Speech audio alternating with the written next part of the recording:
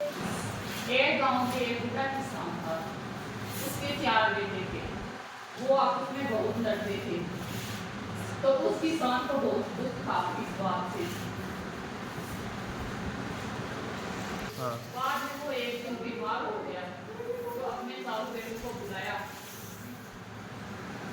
साहू बेटों को बुलाकर लकड़ी का ढक्कन लाने के लिए कहा। तो वो बेटे लेकर आ गए। तो उनको छठो गटर तोड़ने के लिए दिया तो उनसे नहीं टूटा। बाद में उनको एक एक लकड़ी तोड़ने के लिए दी तो वो बड़ी आसानी से उसको तोड़ दी।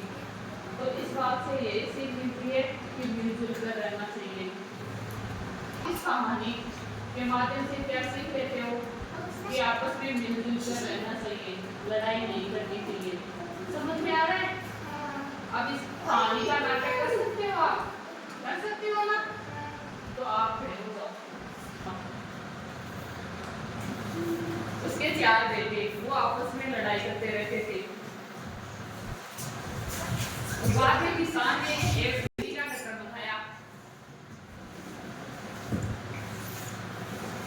और उनको एक एक करके सभी को ये ढक्कन दिया। सारी अपने बेटों को ये ढक्कन दिया तोड़ने के लिए। तो ये उनसे नहीं टूटा। फिर दूसरे को दिया, उससे ही नहीं टूटा। फिर तीसरे को दिया, उससे ही नहीं टूटा। फिर चौथे को दिया, उससे ही नहीं टूटा। फिर किसान ने एक विचार किया और एक एक लकड़ी सबको दी।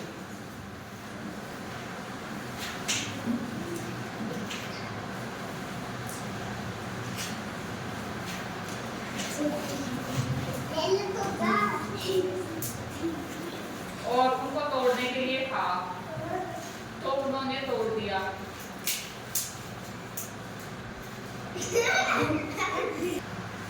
तो उन्होंने सभी ने ये लकड़ी तोड़ दी।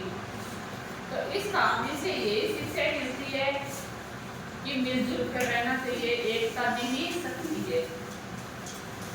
आपको ये क्या सीख मिलती है इस कहानी से कि एकता में ही शक्ति है।